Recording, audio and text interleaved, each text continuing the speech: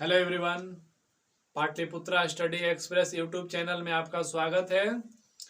आज मैं RRB NTPC CBT 2 और ग्रुप डी स्पेशल मैथ लेकर के आया हूं, जिसमें कुल 30 प्रश्न होंगे और ये 30 प्रश्न रेलवे परीक्षा में बार बार पूछे गए हैं। तो पूरे 30 प्रश्न का ये संग्रह जरूर देखें और एक बार आप जरूर बनाएं। तो स्टार्ट करते हैं क्वेश्चन नंबर फर्स्ट से। क्वेश्चन नंबर फर्स्ट में दिया गया है दो संख्याओं के एलसीएम और एचसीएफ दिया गया है। दो संख्याओं का एलसीएम और एचसीएफ दे दिया गया है। एलसीएम और एचसीएफ का योगफल दे दिया गया है तथा एलसीएम एचसीएफ का अंतर भी दे दिया गया है। यदि एक संख्या 36 हो तो दूसरी संख्या क्या होगी। तो यहां पर ध्यान दिया जाए, एलसीएम और प्लस एचसीएफ बराबर दे दिया गया है 156 और फिर क्या दिया गया है, फिर दिया गया है कि एलसीएम और एचसीएफ का अंतर दे दिया गया है 132। क्लियर है। तो यहां से इक्वेशन सॉल्व करते हैं। इक्वेशन से हम एलसीएम भी निकालेंगे और एचसीएफ भी निकालेंगे। तो अगर एलसीएम हम यहां से निकालते हैं डायरेक्ट, तो इसको ऐड करते हैं तो ऐड हो जाएगा मेरा 6 2 8, ये हो जाएगा 8 2 और बाई 2 करेंगे तो हमारा एलसीएम हो गया 144। अगर हमको एचसीएफ निकालना रहेगा तो दोनों का यहां से हम अंतर निकाल लेंगे। तो अंतर मेरा हो जाएगा ये 24 का अंतर हो जाएगा, यानी 24/2 एचसीएफ हो गया 12। इसमें पहली संख्या हमारा दिया हुआ है तो इसका फॉर्मूला इसका होता है LCM into HCF is equal to first number into second number. तो एलसीएम हमारा कितना आ गया है 144 आ चुका है, एचसीएफ हो जाएगा 12 हो जाएगा।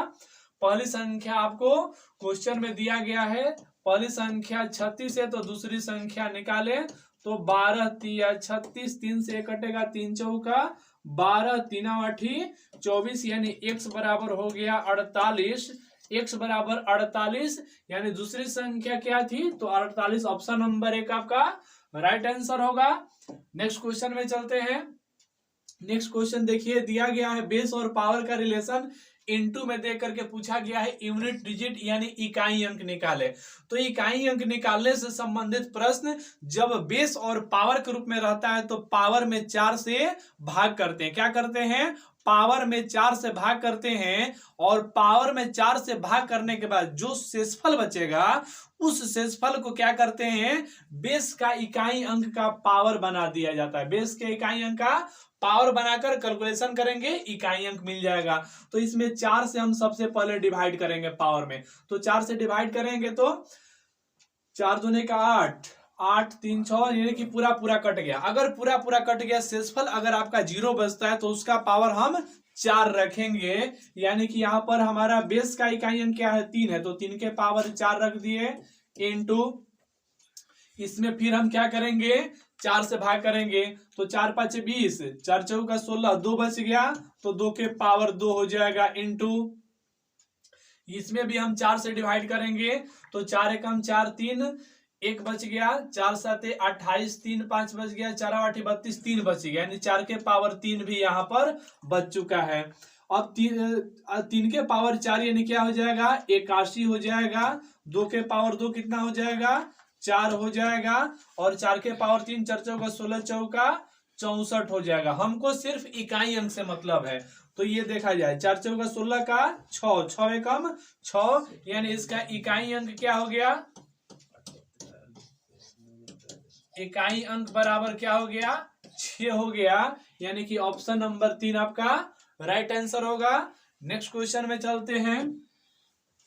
नेक्स्ट क्वेश्चन में दिया गया कि 4 संख्याएं इतना को समानुपातिक बनाने के लिए प्रत्येक में से निम्न में से क्या जोड़ा जाना चाहिए। तो जब इस तरह के प्रश्न रहेगा कि 4 को संख्या दिया गया है, कौन सी संख्या जोड़ दिया जाए कि जो अनुपात है समानुपात हो जाए, या घटा दिया जाए कि अनुपात जो है समानुपात हो जाए। तो ऐसे प्रश्नों में क्या करते हैं, हमारा दिया हुआ है 4 दिया है, 8 दिया है, 12 दिया है, 24 दिया है। तो इन दोनों का अंतर और इन दोनों का अंतर पहले निकालेंगे, तो इसका अंतर हो गया 4 और इसका अंतर हमारा हो गया 12। दोनों को रेशियो में कन्वर्ट करेंगे तो ये हो जाएगा 1:3 हो गया, 1:3 हो गया। अब ये ध्यान दिया जाए, ये अनुपात और ये अनुपात, दोनों अनुपात को हमको समानुपात बनाना है। तो क्या करेंगे, जो दूसरा रेशियो है दूसरा रेशियो से पहला अंक में गुना करेंगे और जो पहला रेशियो है उसको दूसरे रेशियो के पहला अंक में गुना करेंगे। तो ये हो जाएगा 4×3 12, यहाँ पर हाँ ये सॉरी ये 22 है ना, यहाँ पर मिसिंग आ रहा है। यहाँ पर जो 24 है या इसको 22 लिखना है, 22 है ये मेरा। तो ये हो जाएगा रेशियो में यहाँ पर फिर 10 हो गया ना, तो ये हो जाएगा 1 मिनट इसको सुधार लिया जाए, क्योंकि क्वेश्चन में वहां पर मेरा 22 दिया हुआ था। तो ये हो जाएगा 2 दूनी का 4, 2 5 10। ठीक है, तो अब मल्टीप्लाई करते हैं, क्या करते हैं, 2:5 हो गया। तो पहला हो गया दूसरा हो गया, तो पहला रेशियो से दूसरे वाला का पहला में गुना करेंगे और दूसरा रेशियो से पहले वाले का पहला अंक में गुना करेंगे। तो 4 5 हो गया 20, 4 5 20 हो गया और 12 दूना 24। तो ये हो गया हमारा 24 माइनस 20 और बटा में क्या लेंगे, इन दोनों रेशियो का अंतर जितना का होगा उसको बटा में रखेंगे। तो जब 5 में से 2 घटेगा तो अंतर कितना का हो गया, 3 का हो गया, यानी कि क्या हो जाएगा, यानी 3/4 को क्या कर दिया जाए, अगर जोड़ दिया जाए, इन सभी में जोड़ दिया जाए तो जो दोनों अनुपात होगा वो क्या होगा, समानुपात हो जाएगा। तो हमारा आंसर क्या मिल गया, 4/3, ऑप्शन नंबर 1 हो गया। नेक्स्ट क्वेश्चन में चलते हैं। नेक्स्ट क्वेश्चन दिया गया चक्रवृद्धि ब्याज पर दिया गया कोई धन 2 वर्षों में इतना तथा 3 वर्षों में इतना। तो चक्रवृद्धि ब्याज वैसे ब्याज होता है जिसमें ब्याजों का ब्याज दिया जाता है, और हमेशा ध्यान रखेंगे जब कंटिन्यू यानी लगातार जब वर्षों में जब चक्रवृद्धि मिश्रधन जब दिया गया हो तो रेट परसेंट बराबर हो जाता है, रेट परसेंट बराबर हो जाता है, यानी कि दोनों का अंतर, ठीक है, दोनों मिश्रधनों का अंतर हो जाएगा, दोनों मिश्रधनों का अंतर हो जाएगा यहाँ पर, यानी कि ये हो जाएगा आपका A2 माइनस A1 बट्टा A1 इंटू 100। A1 यानी पहला ये दूसरा अमाउंट, तो दूसरा अमाउंट मेरा क्या है 9261 और पहला अमाउंट क्या है, ये है 9261 माइनस ये है आपका 8820 और बट्टा में क्या है A1, यानी कि पहला अमाउंट क्या है आपको 8820 और गुना में 100 करेंगे। तो फटाफट इसका कैलकुलेशन कर लेते हैं। 100 दिया हुआ है और ये कटेगा कितना बार में, 20 बार में कटेगा, 20 5 100। तो रेट परसेंट क्या हो गया आपका, रेट परसेंट 5% हो जाएगा। नेक्स्ट क्वेश्चन में चलेंगे। क्वेश्चन नंबर नेक्स्ट में कहा गया है किसी संख्या को 56 से भाग करने पर शेषफल मिलता है 27 प्राप्त होता है, तो 8 से भाग करेंगे तो शेषफल क्या मिलेगा। तो पहले शेषफल क्या मिल रहा था, 27 मिल रहा था, पहले शेषफल 27 मिल रहा था। अब कहा गया कि अगर 8 से भाग कर दिया जाए तो पहले शेषफल में अब उसी संख्या से भाग करेंगे, दूसरी संख्या से भाग करेंगे, तो ये हो जाएगा 8 3 का 24 हो गया। शेषफल कितना मिल गया, शेषफल हमारा कितना मिल गया, 3 मिल गया, यानी कि 3 इसका आंसर हो जाएगा। नेक्स्ट क्वेश्चन में चलते हैं। अगला क्वेश्चन में दिया गया है एक छात्र को किसी परीक्षा में उत्तीर्ण होने के लिए 40% अंकों की आवश्यकता थी। उत्तीर्ण कहने का मतलब पास होने के लिए 40% अंक की आवश्यकता थी, और आगे कहा गया है कि वह 45 अंक प्राप्त करता है और 45 अंकों से फेल कर जाता है। उसने क्या किया कि 45 तो अंक प्राप्त कर लिया और 45 अंकों से फेल कर गया। अगर उसके पास और 45 नंबर रहता तो सिचुएशन बन जाता कि वो पास हो जाता। तो पास बराबर पास, यानी दोनों वैल्यू क्या यहाँ पर इक्वल हो जाएगा, दोनों वैल्यू हमारा इक्वल हो गया। तो 40% का वैल्यू 90, यानी 1% का वैल्यू कितना हो जाएगा 90/40। तो अब क्या पूछा गया है कि कुल पूर्णांक जो भी होंगे 100% के होंगे। जो भी एग्जाम होता है टोटल 100% का होता है, तो 1% का वैल्यू इतना, तो 100% का वैल्यू दोनों तरफ 100 से गुना कर देंगे। 1 0 से 1 0 हो जाएगा, ये 4 से कटेगा 25 बार में, 25 9 225 नंबर का 225 नंबर का एग्जामिनेशन था। नेक्स्ट क्वेश्चन में चलते हैं। नेक्स्ट क्वेश्चन में दिया गया है, यदि किसी त्रिकोण में कोण बी बराबर 90 डिग्री, कोण ए बराबर 30 डिग्री हो तो आपको इक्वेशन यहां पर दे दिया है 2 sin a minus cos 2a minus tan 2a का वैल्यू निकालना है। तो ए बराबर क्या दिया है, ए बराबर हमारा 30 डिग्री दिया गया है, तो यहां पर 30 पुट करेंगे तो हो जाएगा 2 इंटू साइन 30 दूना 60 हो गया माइनस cos 2a। ए बराबर क्या है मेरा, ए बराबर 30 है, तो 30 दूना 60 हो गया। ए बराबर क्या है हमारा, ए बराबर हमारा 30 है, तो 2a बराबर कितना हो जाएगा, यानी कि tan 60 हो जाएगा। अब फटाफट इसका आंसर बता देना है, बाकी तो मैं क्लियर कर चुका हूं। तो ये साइन 60 का वैल्यू क्या होगा, साइन 60 का वैल्यू √3/2 हो जाएगा। और कोस 60 का वैल्यू क्या होता है, 1/2 हो जाता है। और tan 30 का भी वैल्यू √3 हो गया। 2 से 2 कैंसिल, प्लस √3 माइनस √3 कैंसिल, बराबर -1/2 आपका आंसर हो गया, ऑप्शन नंबर 4। नेक्स्ट क्वेश्चन में चलते हैं। नेक्स्ट क्वेश्चन दिया गया है, एक फुटबॉल टीम में 6 मैचों में निम्नलिखित गोल किए गए, तो निम्न तालिका के आधार पर औसत स्कोर क्या होगा। इसका औसत स्कोर जो है, औसत स्कोर क्या होगा, तो टोटल कितना मैच खेला है, तो टोटल 1 2 3 4 5 6 मैच खेला है। और 6 मैच का उसका स्कोर क्या था, तब जाकर के हमको निकालना पड़ेगा कि इसका औसत क्या होगा। तो यहाँ पर गोल की संख्या कितनी थी, तो 2 1 3 3 3 4 7 7 7 3 10 और 2 12, यानी टोटल 12 रन, 12 को गोल किया था कितने मैच में, 6 मैच में। तो औसत बराबर होता है योगफल बट्टे संख्या, तो औसत उसका कितना हो गया, 2 का औसत हो गया। ऑप्शन नंबर 2 आपका राइट आंसर हो गया।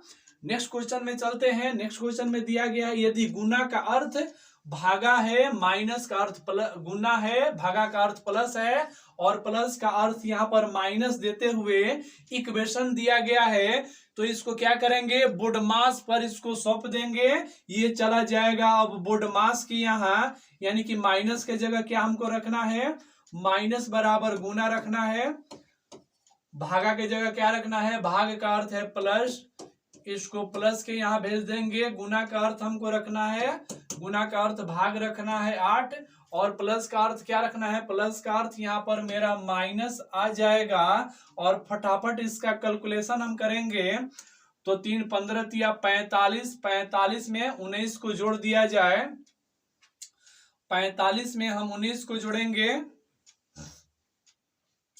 45 में 19 को जोड़ दिए तो ये हो गया हमारा 64 हो गया। 64 भागा 8 माइनस 6, 64 भागा 8 माइनस 6, तो ये पहले तो भाग करेंगे तो कितना 8 8 64 माइनस 6 बराबर हो गया 2, आपका राइट आंसर ऑप्शन नंबर 3 हो जाएगा। चलिए नेक्स्ट क्वेश्चन में चलते हैं। अगला क्वेश्चन में दिया गया है, एक समबाहुभुज में 10 भुजाएं हैं, तो प्रत्येक आंतरिक कोण का मान क्या होगा। तो यहाँ पर हमसे क्या पूछा गया, प्रत्येक आंतरिक कोण का मान क्या होगा। तो मैं आपको बता दे रहा हूं कि हमारे डिस्क्रिप्शन बॉक्स में जब जाइएगा तो वहां पर आपको बहुभुज का पूरा डिटेल खजाना डाला गया है। एक बार उस खजाना को आप ढूंढिए कि उस खजाने में क्या छुपा हुआ है। उसके बाद बहुभुज का जितने भी क्वेश्चन होगा आपसे एग्जैक्टली 100% वाली आंसर लेकर के बनेगा। तो प्रत्येक आंतरिक कोण बराबर हो जाता है n-2 इंटू 180 बट्टा n हो जाता है, जहां n बराबर भुजाओं की संख्या होती है। तो इसमें कितनी भुजा है हमारा 10 भुजा, यानी कि 10 माइनस 2 हो जाएगा 8 गुना 180 बट्टा 10, 10 से 10 कटेगा 18 वाटी 144, 18 वाटी 144, ऑप्शन नंबर 1 आपका राइट आंसर हो गया। नेक्स्ट क्वेश्चन में चलेंगे।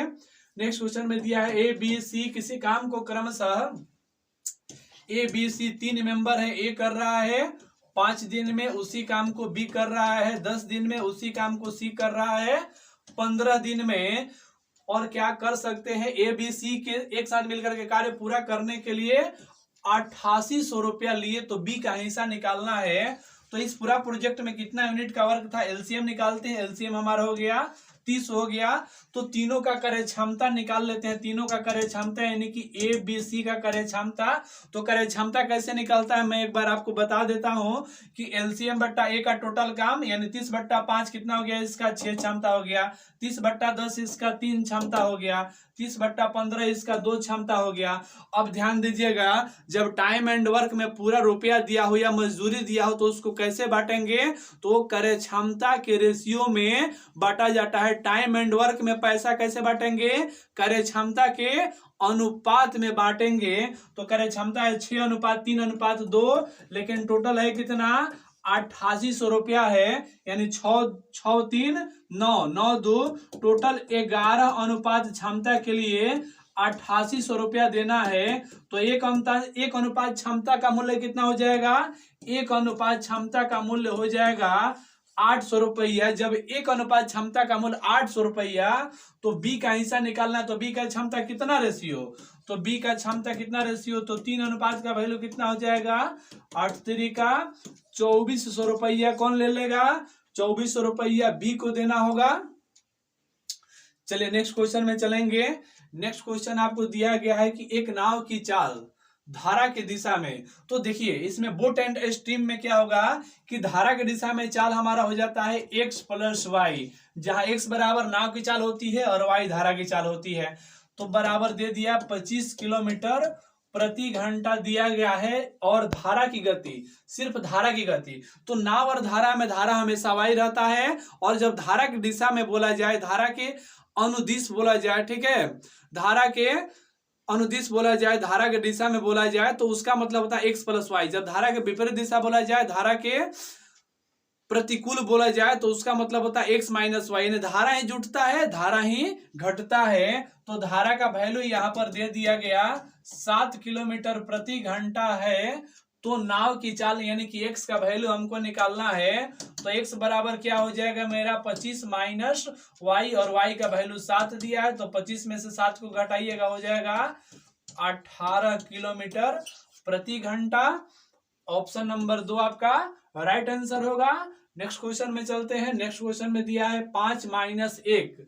5 - x कहने का मतलब ये आपका x1 दे दिया, आपका y1 दे दिया, x2 दे दिया, y2 दे दिया। बिंदुओं के माध्यम से गुजरने वाली रेखा के समानांतर रेखा की ढाल, ढाल यानी स्लोप निकालना है हमको। क्या निकालना है, स्लोप का फॉर्मूला होता है y2 - y1 बट्टा x2 - x1 होता है। तो y2 का वैल्यू क्या दिया हुआ है, y2 का वैल्यू -4 दिया हुआ है। y1 का वैल्यू क्या दिया है, -1 यानी +1 हो जाएगा। और क्या दिया है, x2 बराबर क्या दिया है, x2 बराबर 4 दिया है। और x1 बराबर क्या दिया है, -5 दिया हुआ है। इसका कैलकुलेशन करेंगे तो हो जाएगा हमारा, ऊपर में हो जाएगा हमारा -3 और नीचे में हो जाएगा -1। माइनस से माइनस कैंसिल। आंसर क्या मिल गया आपको, आंसर आपको ऑप्शन नंबर 3 आंसर मिल गया। चलिए नेक्स्ट क्वेश्चन में चलेंगे। नेक्स्ट क्वेश्चन आपको दिया गया है, इसमें cos 1110 डिग्री का मान क्या होगा। तो हमेशा ध्यान रखेंगे कि जब 360 को जब क्रॉस करे, जब 360 को जब क्रॉस करती है, तो इसमें एक चीज मैं मेंशन कर दे रहा हूं, ये 0 से 90 होता है, ये 90 से 180 होता है, और 180 से 270 से यहाँ 360 कंप्लीट हो जाता है। इसमें क्या होता है कि ऑल पॉजिटिव हो जाता है, ऑल पॉजिटिव हो जाता है। और इसमें जो है हमारा, इसमें हमारा हो जाता है साइन और कॉसेक पॉजिटिव होता है, बाकी सारा निगेटिव हो जाता है। इसमें जो थर्ड में है हमारा टेन और कोट पॉजिटिव होता है, बाकी सब निगेटिव हो जाता है।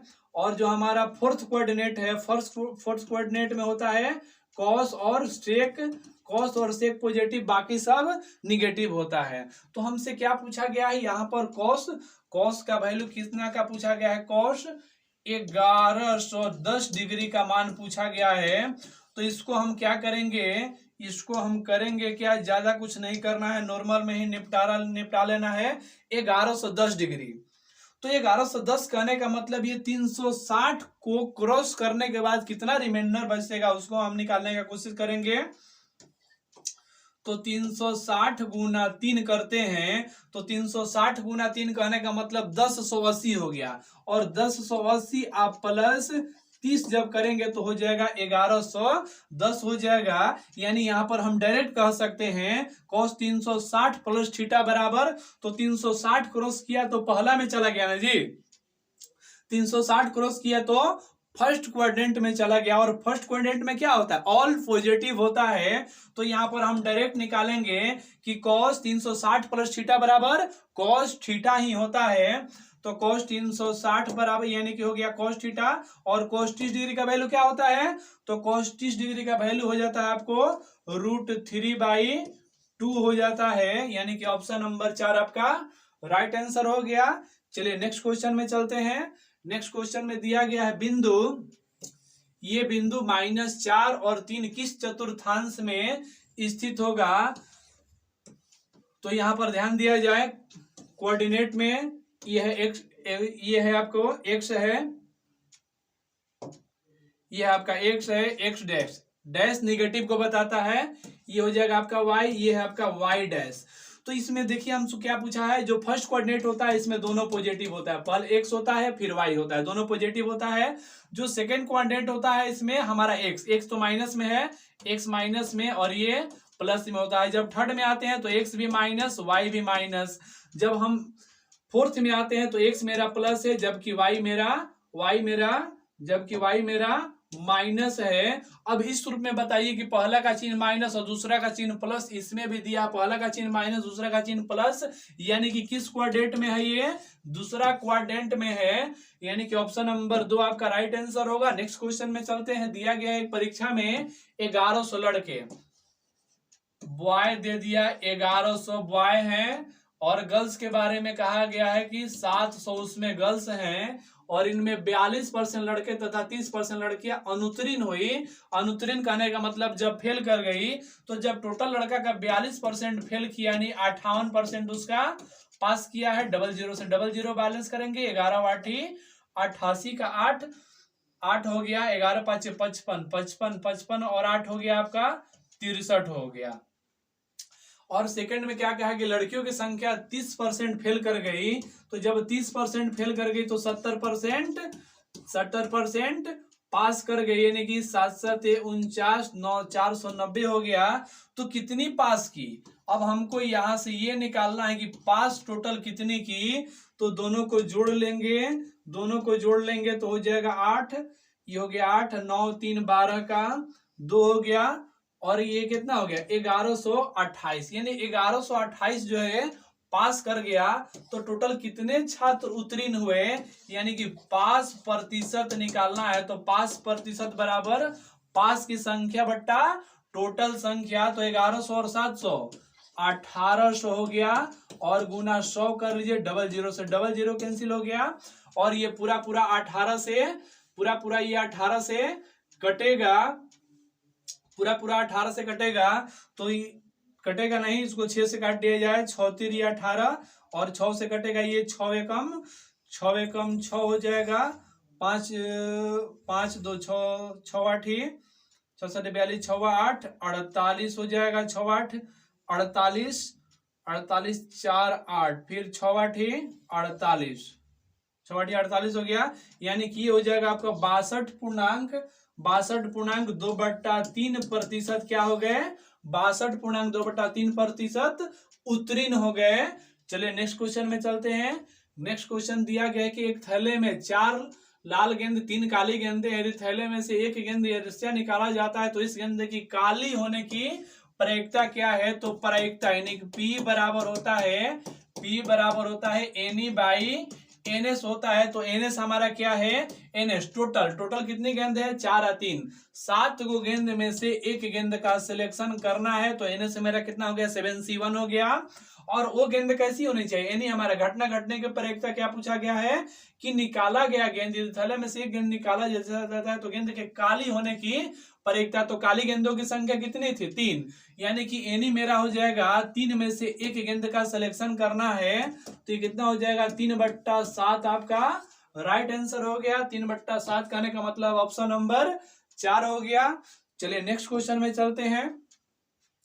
नेक्स्ट क्वेश्चन में ये आपको दिया गया है, आकृति दिया गया है, यानी कि एक स्पर्श रेखा है और एक छेदक रेखा गुजारी गई है।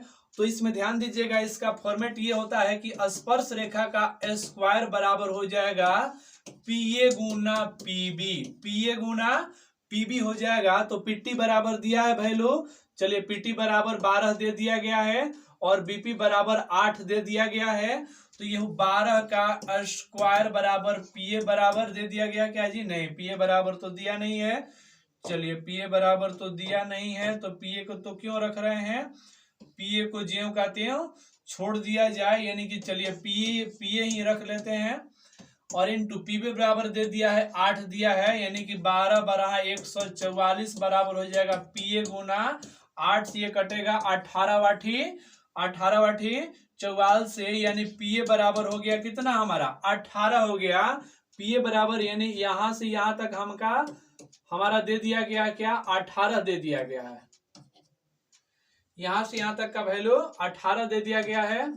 चलिए 18 हो गया, लेकिन हमसे क्वेश्चन में पूछा गया है जीवा AB की लंबाई निकालनी है, तो पूरा 18 है और यहां से यहां तक का 8 है, तो जीवा की लंबाई कितनी हो जाएगी, जीवा की लंबाई 10, यानी कि ऑप्शन नंबर 3 हो जाएगी। चलिए नेक्स्ट क्वेश्चन में चलेंगे। नेक्स्ट क्वेश्चन दिया गया है कि 450 से 1800 के बीच, देखिए के बीच कहने का मतलब ये हो गया कि 450 से तो संख्या शुरू किया गया, लेकिन 1800 के बीच कहने का मतलब 1800 उसमें शामिल नहीं होगा, 1799 तक ही लेना होगा। तो जब ऐसा रहेगा के बीच जब रहेगा तो बड़ी संख्या से एक घटा देंगे, यानी कि हो जाएगा ये, यानी कि हो जाएगा ये हो जाएगा 1799 यानी 450 से 1799 हो जाएगा, जो कि 4, 5 और 6 से विभाजित होगी। तो इसका एलसीएम जब लेंगे, यानी किसका एलसीएम लेंगे 4, 5 और 6 का, अगर हम एलसीएम लेते हैं तो एलसीएम हमारा कितना हो जाएगा 4, 5, 20, 60 मेरा एलसीएम हो जाएगा। चलिए 60 हमारा एलसीएम हो गया। अब दोनों को पूरा पूर्णांक निकालेंगे, तो ये हमारा हो जाएगा 29.59/60 माइनस 6×42 हो जाएगा 30/60 हो जाएगा, ये 30/60 हो गया। इसमें देखिए टोटल 29 को संख्या मिल गई, इसमें 7 को संख्या मिल गई, तो जब 29 में से 7 को घटाएंगे तो कितनी संख्याएं मिली, यानी कि 22 को संख्या ऐसी है 450 से और 1800 के बीच में जो 4, 5, 6 यानी 60 से विभक्त है, जब 60 से विभक्त है तो 4, 5, 6 से भी विभक्त होगी। चलिए नेक्स्ट क्वेश्चन में चलेंगे। नेक्स्ट क्वेश्चन में दिया गया है एक व्यक्ति में कोई वस्तु खरीद कर इसे 10% हानि पर बेच दिया, कोई वस्तु खरीदा तो उसका कितना में खरीदारी किया था इसका मेंशन नहीं किया गया। मान लिया जाए कि 100 रुपया में खरीदारी किया था, उसने क्या किया कि खरीदा और बेच दिया, यानी कि एक्स का वो क्या किया 10% हानि में, एक्स का 90% में क्या किया वो बेच दिया। अब आगे कह रहा है कि यदि वह उसे 20% कम में खरीदता, पहले कितना में खरीद रहा था एक्स में खरीद रहा था, अब कहने का मतलब ये है कि अब एक्स का 80% में खरीदा।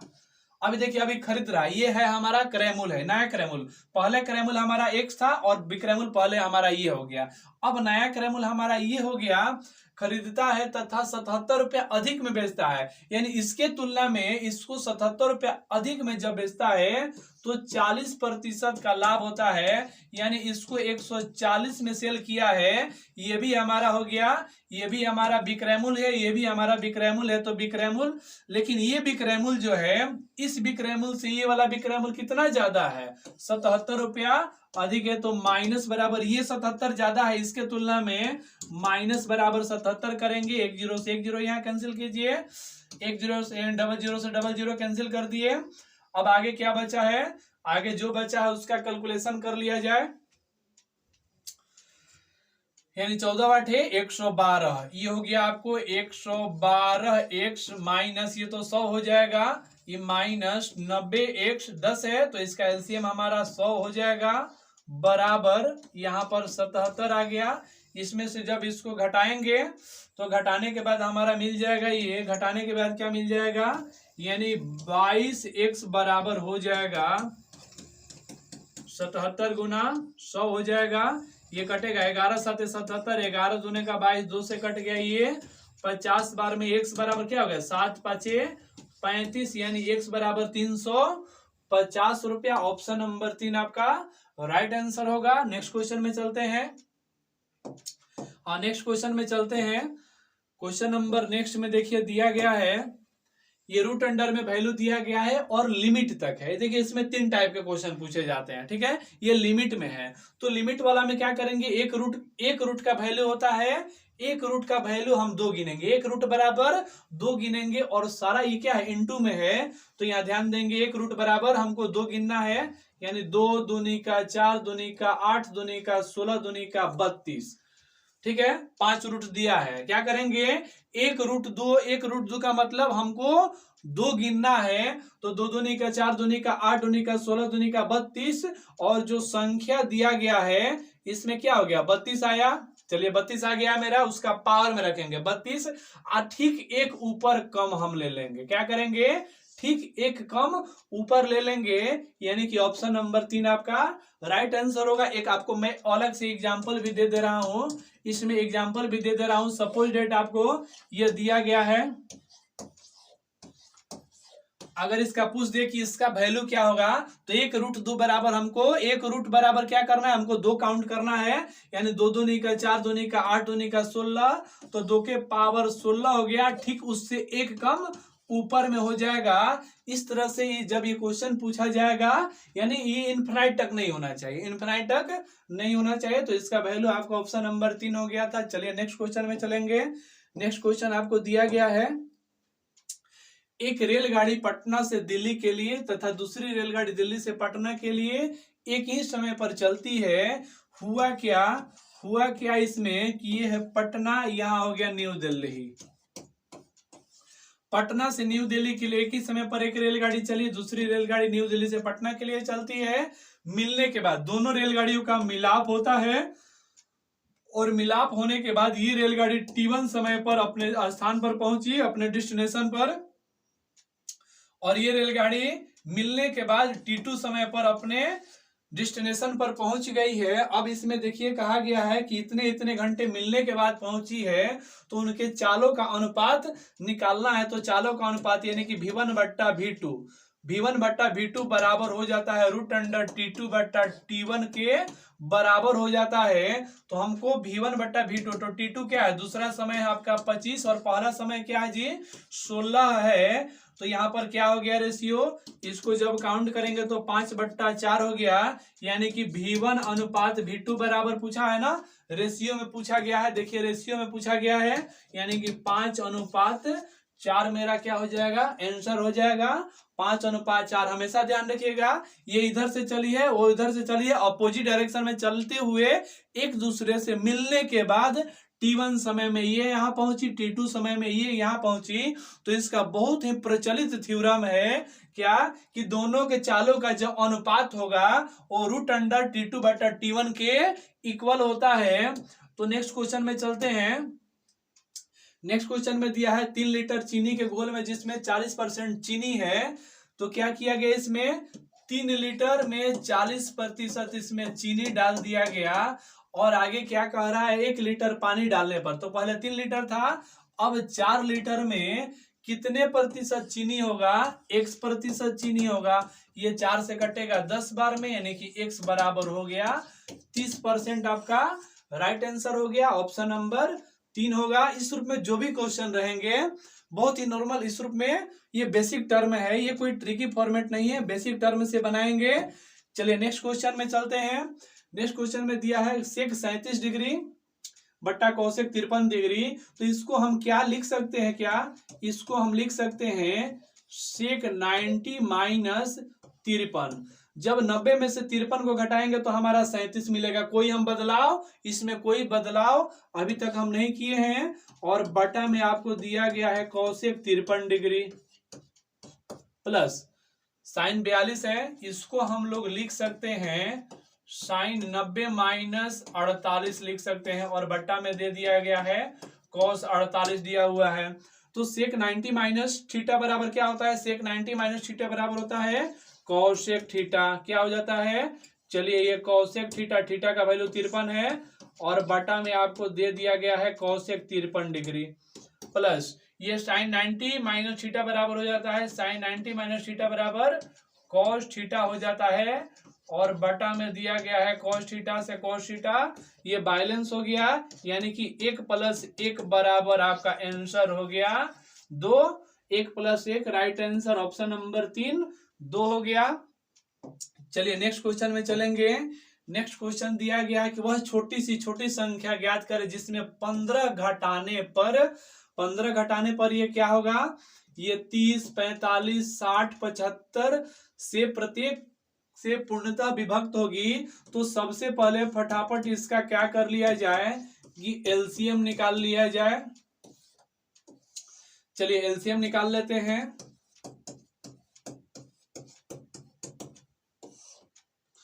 5 से इसको करते हैं तो 5 3 15, 5 9 45, 5 6 30, 15 5 75, इसको फिर 3 से करते हैं, 3 एकम 3, 3 3 का 9, 3 दूनी का 6, 3 5 15। अब तो यहाँ पर कटने वाला है नहीं, मल्टीप्लाई कर लेते हैं। तो 5 दूना 10 आई 30, 5 दूना 10 आई 30, 30 30 कितना हो गया? यानी कि एलसीएम मेरा हो गया क्या? एलसीएम हमारा 30 30 यानी कि एलसीएम हमारा 900 हो गया। एलसीएम हमारा 900 हो गया। अब देखिए 900 यानी किसी संख्याओं का समूह का एलसीएम ऐसी संख्या आती है जो उस समूह में उपस्थित सभी संख्याओं से पूरा कट जाती है, यानी पूरा विभक्त हो जाती है। लेकिन क्वेश्चन हमसे बोला है 15 घटाने पर विभक्त होने वाली संख्या मिलनी चाहिए। तो जहां घटाने के बाद कहेगा वहां पर क्या करेंगे? हम जोड़ देंगे। तो 915 आ गया, यानी कि 915 ऐसी संख्या है जिसमें से 15 घटाने के बाद हमको विभक्त होने वाली संख्या मिलेगी। 15 घटाएंगे तो 900 मिल जाएगा। 900 कैसी संख्या? 900 ऐसी संख्या है जो इन सभी संख्याओं के समूह से पूरा कटेगी। तो घटाने के लिए जहां बोलेगा वहां पर जोड़ेंगे और जहां पर जोड़ने के लिए बोलेगा वहां पर घटा देंगे। चलिए मानक विचलन पूछ दिया, तो मानक विचलन पूछेगा तो सबसे पहले माध्य निकाल दीजिए। सबसे पहले इस समूह का माध्य निकाल दीजिए।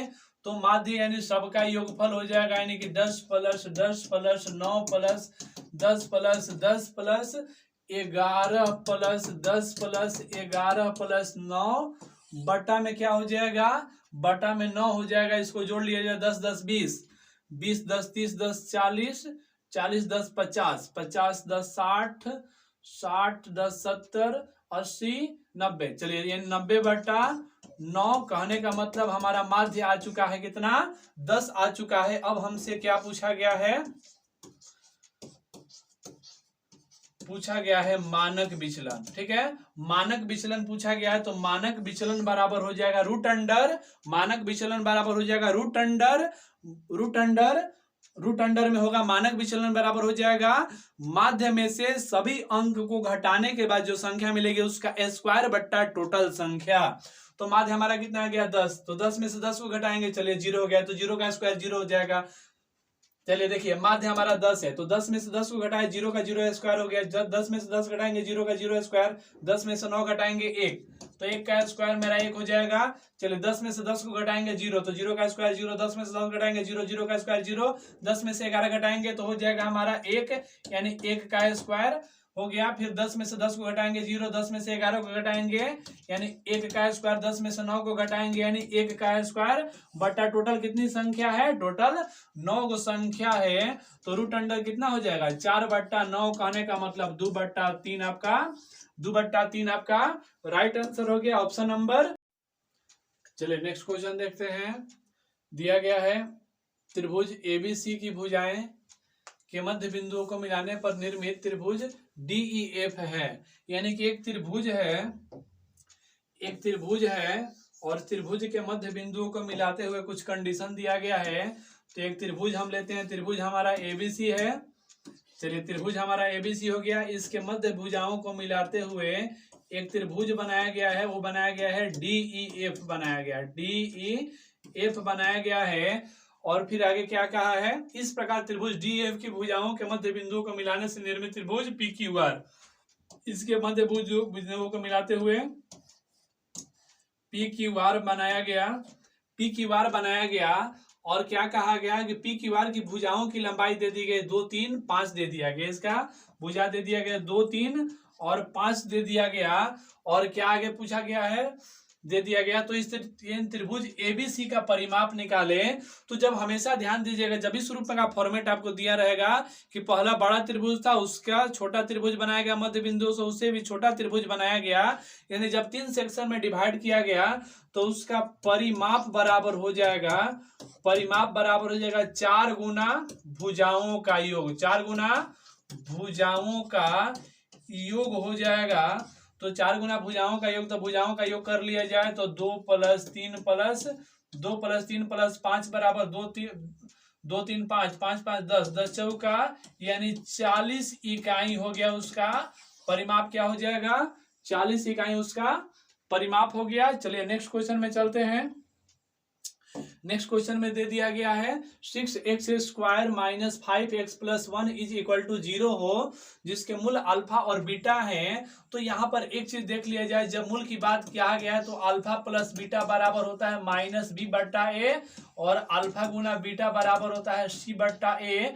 तो ये अल्फा प्लस बीटा का वैल्यू क्या हो जाएगा, -5/6 यानी 5/6 हो जाएगा। अल्फा गुना बीटा c/ यानी कि 1/6 हो जाएगा। और क्या वैल्यू दिया गया हमको, अल्फा का स्क्वायर प्लस बीटा का स्क्वायर का मान पूछा गया है।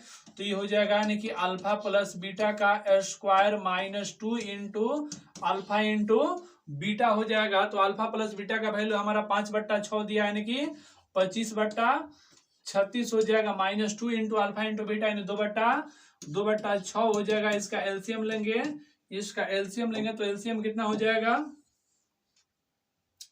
एलसीएम लेंगे तो एलसीएम हमारा हो जाएगा 36, हमारा एलसीएम हो जाएगा यानी 25 - 6 दूना 12 यानी कि 13/36 हमारा क्या हो जाएगा, 13/36, 13/36 ऑप्शन नंबर 1 आपका राइट आंसर होगा। नेक्स्ट क्वेश्चन में चलते हैं। नेक्स्ट क्वेश्चन में देखिए, नेक्स्ट क्वेश्चन दिया गया है,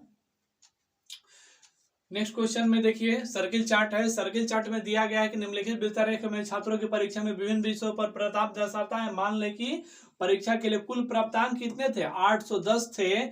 और ये इसमें फिगर दिया गया, देखिए इसमें 3 तरह का क्वेश्चन आता है। पहला आपको इसमें डिग्री में दिया है, दूसरा आपको अनुपात में देता है, तीसरा आपको परसेंटेज के रूप में दिया जाता है। तो इसको देखते हैं, इसको नॉर्मल तरीका से देखेंगे कि जब टोटल यहाँ डिग्री दिया है यानी कि पूरा वृत्त मिला करके 360 डिग्री का होगा और पूरा 360 डिग्री का पूरा अंक कितना दे दिया, 810 दे दिया, यानी 360 डिग्री बराबर 810, तो 1 डिग्री बराबर हो जाएगा 810/360 हो गया। अब आगे क्या पूछा गया है, क्वेश्चन देख लिया जाए। क्वेश्चन में पूछा है छात्रों ने किस विषय में 135 अंक प्राप्त किए। तो 4 गो ऑप्शन दिया है, चारों ऑप्शन का हम बारी बारी से जांच करेंगे। तो ऑप्शन नंबर 1 उठाते हैं अंग्रेजी। तो अंग्रेजी का कितना है डिग्री, 60 डिग्री है। तो चूंकि 1 डिग्री का वैल्यू इतना, तो 60 डिग्री का वैल्यू कितना जांच लिया जाए यहाँ पर, यानी कि 810/360 गुना 60 हो जाएगा। ये 60 6 बार में कटेगा और 6 से ये कटेगा, 6 से ये कटेगा, 6 एकम 6, 6 एकम 6, 2 1 बचा, 6 3 18 हो गया, फिर 3 0 बचा, 6 5 30 कितना आ गया 135। बहुत लकी है जो डायरेक्ट ऑप्शन मैच कर गया। 135 किसमें मिला, मेरा अंग्रेजी में मिला, यानी कि ऑप्शन नंबर 1 आपका राइट आंसर होगा। चलिए नेक्स्ट क्वेश्चन में चलेंगे। नेक्स्ट क्वेश्चन यानी कहने का मतलब आज का सेशन का ये मेरा लास्ट क्वेश्चन है। और दिया गया है एक बस के पहिए की त्रिज्या 35 सेंटीमीटर है, 33 किलोमीटर प्रति घंटे की गति बनाए रखने के लिए पहिए की प्रति मिनट कितनी बार घूमना होगा। तो ध्यान दीजिएगा, एक पहिया कहने का मतलब सर्किल, सर्किल, तो पूरा एक चक्कर बराबर क्या हो जाएगा, एक चक्कर बराबर पहिया की परिधि, पहिया की परिधि कहने का मतलब वृत्त की परिधि। तो पहिया जो है एक चक्कर लगाएगा बराबर 2 पाई आर। तो कितना चक्कर लगाना होगा उसको, टोटल n चक्कर लगाना होगा, कितना दूरी के लिए, तो 33 किलोमीटर का दूरी के लिए।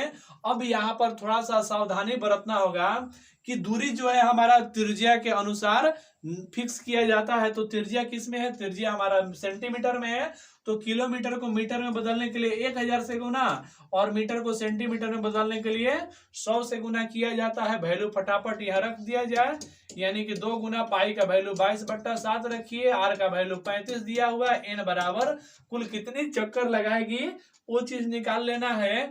और यहाँ पर ध्यान दीजिएगा, सेंटीमीटर तो आ गया लेकिन हमको मिनट में पूछा गया है, तो इसमें हम 60 से डिवाइड भी हम करेंगे। ये हो जाएगा 7×5 = 35, 5 दूना 10 से 10, 1 0 कैंसिल यहाँ पर कर दिया जाए।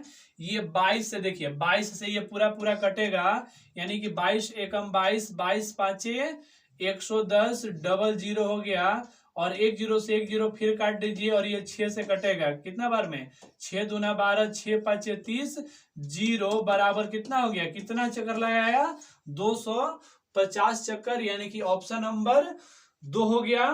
तो इस